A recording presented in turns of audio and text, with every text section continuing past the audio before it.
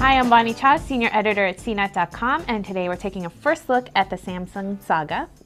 This is one of the few world phones for Verizon Wireless, so if you travel overseas a lot for work or pleasure, this might be the smartphone for you.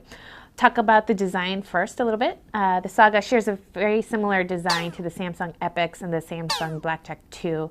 It's got a slim profile and a full QWERTY keyboard on front, so it's great for email and text messaging. The keys have a nice amount of spacing between them, and the buttons aren't as stiff as the Blackjack, so found I was able to compose messages easily and without too many errors. The Saga also has a couple of other nice design features. First, Samsung added touchscreen capabilities, which is always nice since you can simply launch applications and navigations by tapping the display.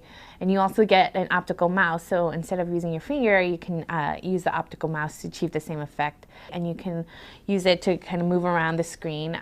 There's a trackpad here that's large enough that I found it's easy to move the cursor around. If you don't particularly like the feature, you can turn it off using the settings menu. Overall, I'm a big fan of the design. If anything, the soft touch finish is a little too slick, so it's hard to remove the back cover here, which is where the SIM card and micro SD expansion slots are located. As I mentioned before, the Samsung Saga is a world phone, and Verizon ships it with a SIM card. So when you're here in the United States, it'll work on the Verizon CDMA network, but if you're traveling to a country where they run on the GSM network, the phone will automatically switch to that network. Again, it's great if you have to travel a lot, since you can keep the same number and not have to worry about getting a SIM card over there or anything like that.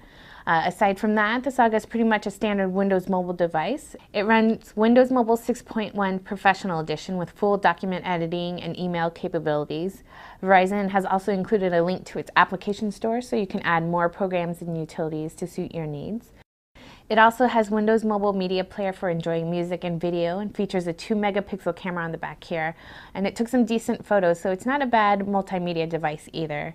Performance-wise, there's a little bit of sluggishness, but nothing too crippling, and it has decent call quality. It's also reasonably priced at $199.99 with a 2-year contract, so I think it's a definite consideration if you're on Verizon and need a world phone. I'm Bonnie Cha, and this has been your first look at the Samsung Saga.